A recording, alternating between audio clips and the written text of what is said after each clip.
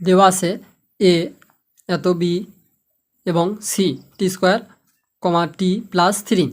এখন যদি বিন্দু তিনটি সমরেখ বলছে, তাহলে যদি এ কমা বি এবং সি বিন্দু তিনটি সমরেখ হয় তবে এ বি এবং বিসি রেখার ঢাল পরস্পর সমান হবে।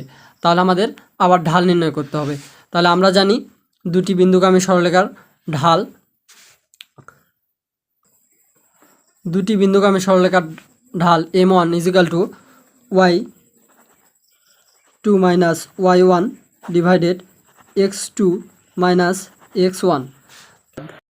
m1 সমান সমান m2, m1 এর মান 3/t-1 এবং সমান সমান t, m2 এর মান t+1 ডিভাইডেড টি স্কোয়ার মাইনাস t1।